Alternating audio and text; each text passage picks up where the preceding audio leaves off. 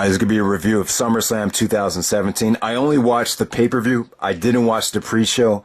But man, looking at the pre-show matches, these guys definitely could have been used on the actual pay-per-view. So let me know how the pre-show was. Those three matches right there definitely look like they could have, helped this pay-per-view out a lot. And, the crowd had to sit through just a lot of matches. So it's kind of a no-brainer as to why the crowd was kind of dead for the first, hour and a half of this pay-per-view right here. So we start off the show with John Cena and Baron Corbin. So Cena in the opening match of pay-per-view at 40 years old. It's crazy. And, with this match right here, I don't know what the reason was, but Cena didn't get a lot of reaction on his offense. The crowd was kind of dead, for a lot of Cena punches. And that's almost never the case since Cena won the title. And I don't know whether you attribute that to Baron Corbin just not being over, or maybe Cena's act has just kind of, people have just don't really care about Cena anymore because he's somewhat of a part-timer. Maybe Roman Reigns has replaced John Cena. So I don't know what the reason was, but God, I've never seen a crowd so dead for a Cena match. And Baron Corbin, he just got no heat at all on this in this match right here. The crowd was dead whenever he was talking trash to them. I just thought the match was very average, very whatever. Just a really bad way to start off a pay-per-view. You would think put Cena in the opening match of SummerSlam, you're almost guaranteed a red-hot crowd. But ironically, that was not the case. So next up, you had Natalya taking on Naomi for the SmackDown Women's Championship. Nothing that these two girls did wrong. I thought they were fine. I thought they worked a good match. The sharpshooter ending was good or whatever. But to me, it's not a SummerSlam worthy match. I felt like out of the two women's matches, this should have been cut from the pay-per-view. SummerSlam is one of those pay-per-views where we're accustomed to seeing main event caliber talent in match after match. So it was just kind of hard for me to buy into this match, even being on the show. And I just didn't think it was spectacular. The crowd wasn't invested in it. But Natalya wins the women's championship from Naomi with the sharpshooter. Next up, we have Big Cass taking on the Big Show. Worst match of the night. This featured Enzo Amore suspended above the ring in a shark cage. And awful stuff. The Big Show just has nothing left. The crowd was bored to tears by this. This was just horrible on all levels. Arguably the worst match in SummerSlam history. I thought it was that bad. Enzo Amore just annoyed the shit out of the crowd. Annoyed the shit out of Booker T and Corey Graves as well. And I just don't think this big. I think the Big Cass and Enzo feud has just. I think the WWE just dropped the ball with it. I just don't think anyone really cares at this point. So from there, we have Randy Orton and Rusev. And, Orton was kind of selling a neck injury, playing possum, and then boom, hit the RKO out of nowhere. The RKO looked pretty brutal there.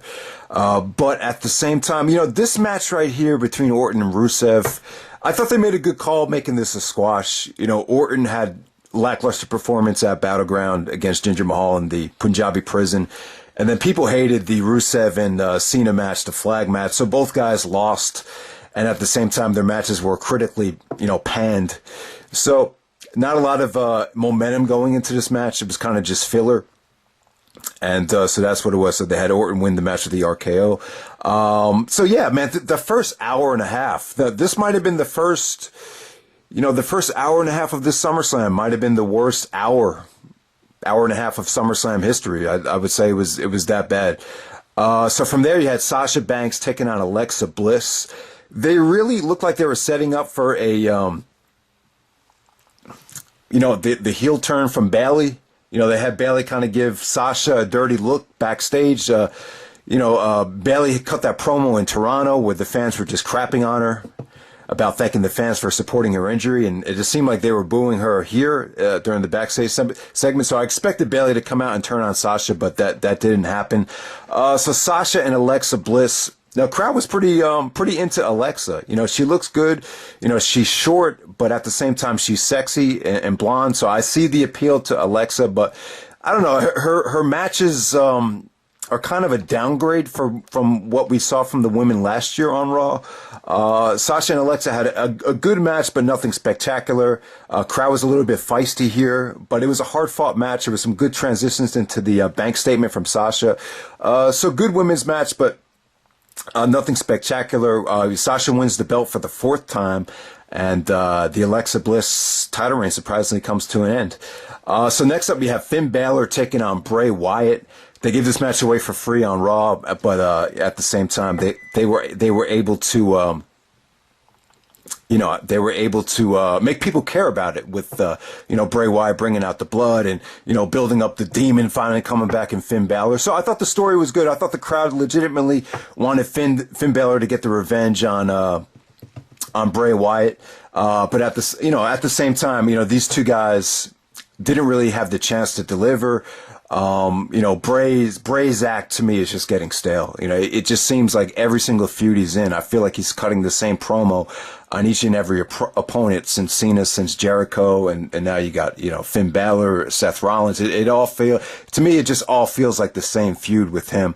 But I'm happy for Finn Balor. It wasn't a spectacular performance from him. But at the same time, I'm happy that, this is kind of redemption from last year's SummerSlam. So hopefully he uses as momentum to get himself back into the WWE title picture, because he's definitely needed there. He definitely is. They definitely need to build him back up. So next up, you had the, God, it's tough to say if this was the match of the night, but arguably the match of the night. Dean Ambrose and Seth Rollins challenging Cesaro and Sheamus. Once again, the crowd sucked here. Very reminiscent of SummerSlam 2004. That's when they did the wave. But here, there's actually a beach ball going around the crowd. It is SummerSlam, so, the beach ball thing is not a terrible idea. Fit the theme of summertime, being at the beach. It's SummerSlam. But yeah, probably one of the highlights of the show.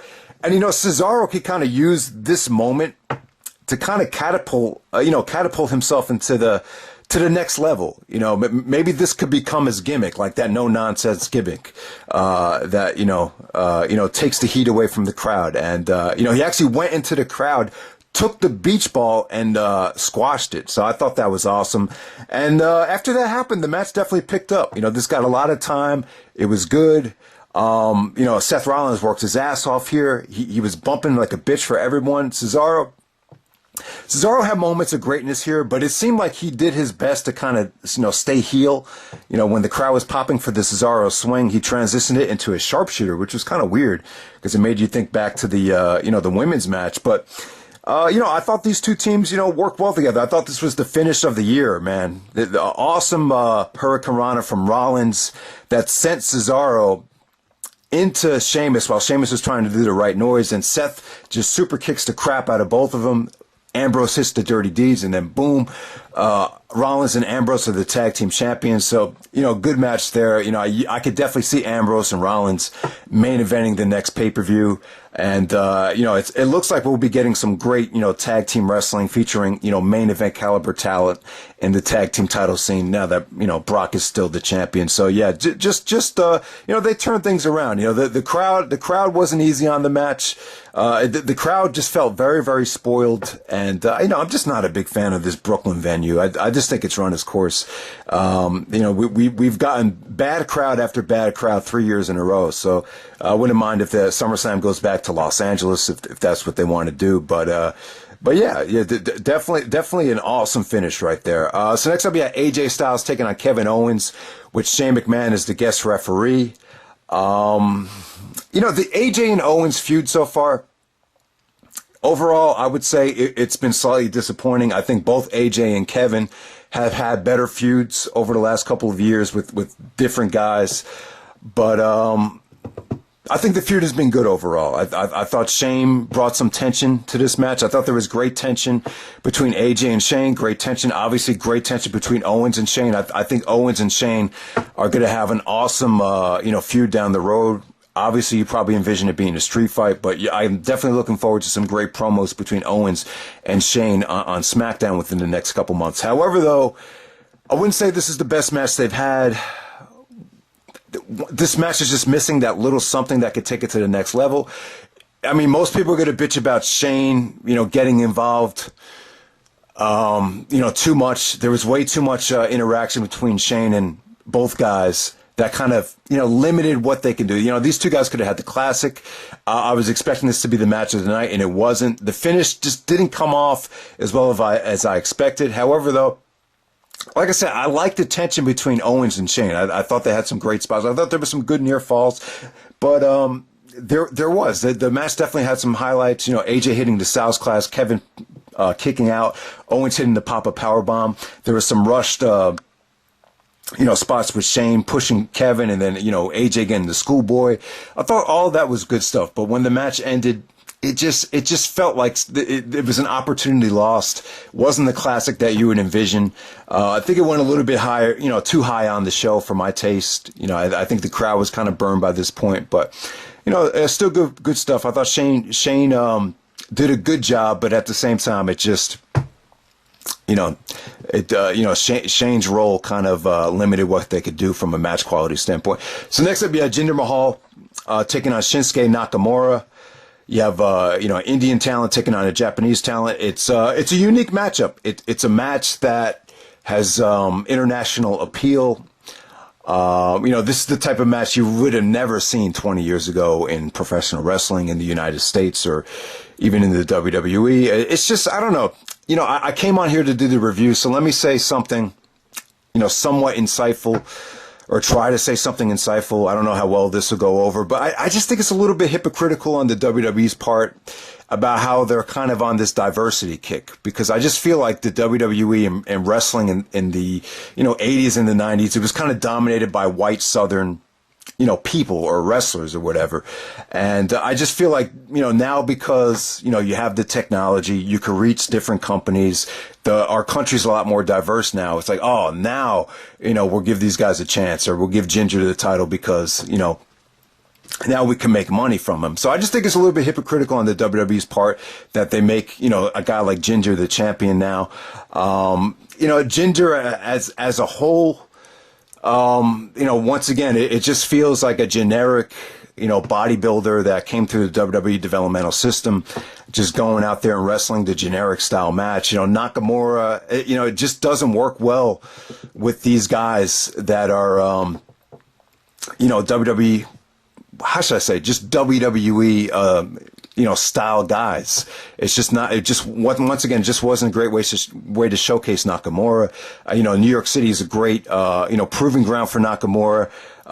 They've been playing his theme on the streets of NYC. Nakamura was over as hell. Great entrance, great everything. But to me, it just didn't do anything for Nakamura. It just kind of made him look like a fool.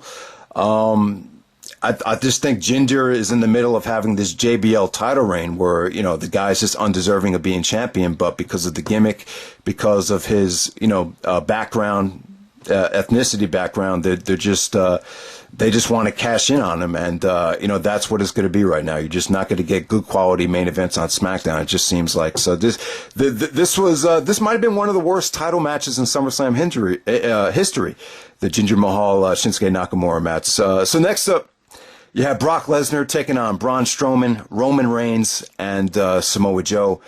Fatal four-way match for the Universal Championship. A lot better than expected. I wasn't that excited about it. I was just worried that, you'd have too many big men out there in the ring at the same time. I was just worried about how it was going to come off. I knew how they, that if they booked this right, if they micromanaged this match right, that it would come off, pretty great actually. And that's what happened here. The booking was great. They really, kept this exciting. The crowd was red hot here. Brock looked great at the beginning, just suplexing the shit out of everybody.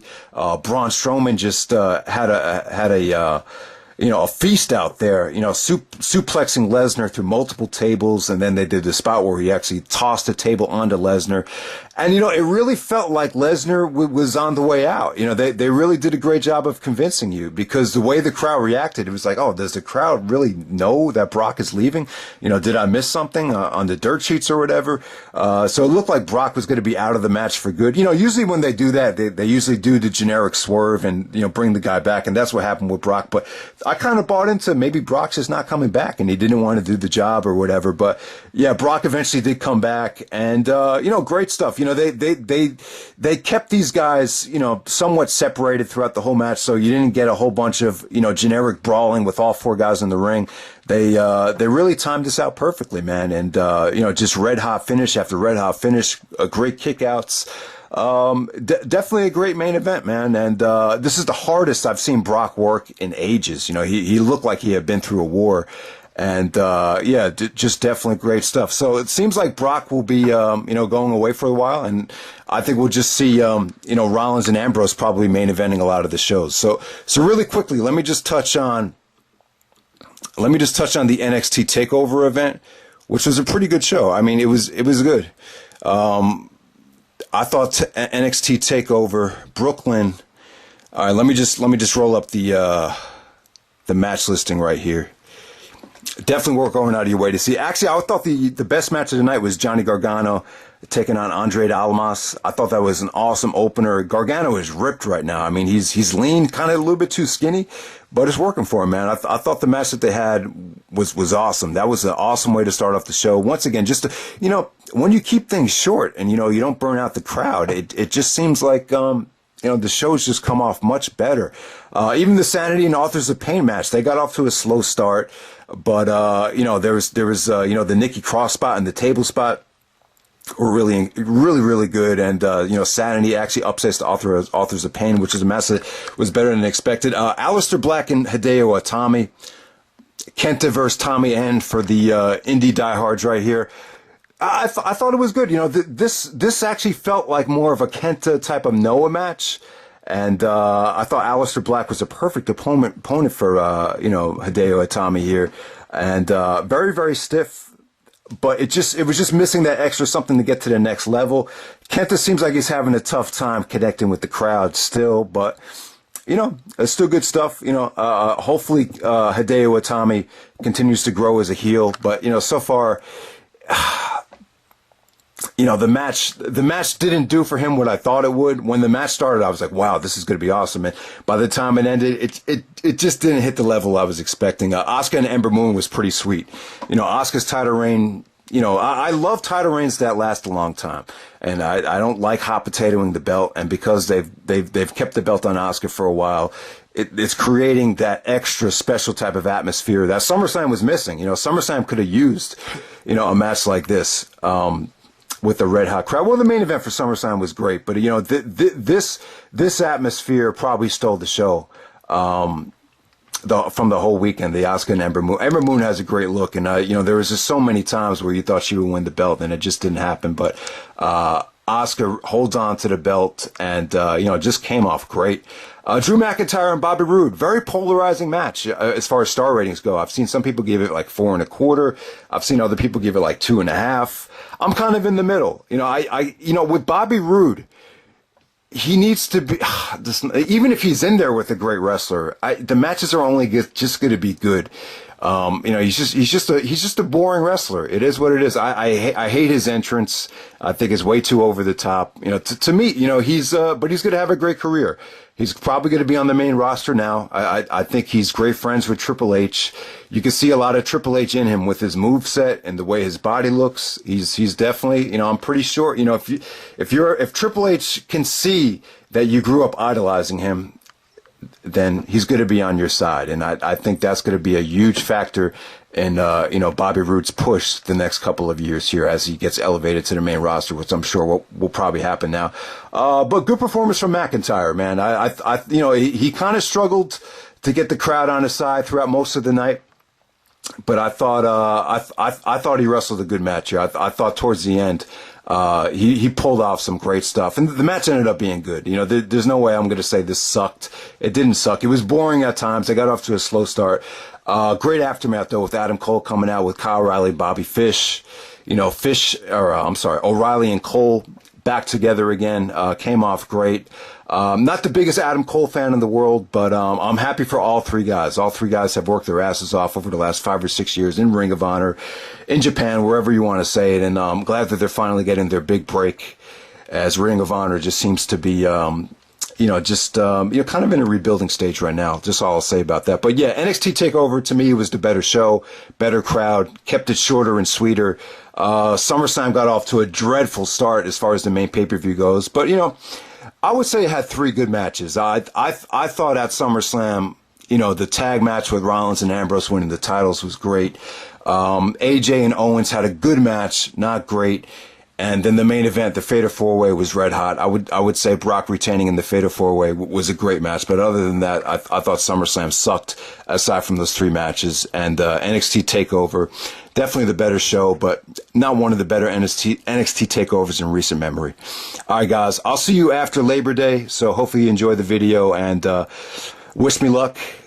I'm going to have a one-on-one tournament. Hopefully I'll put some of those one-on-one, basketball games up on YouTube and you guys can see it. I promise you those games will be wars, and I'm really excited about this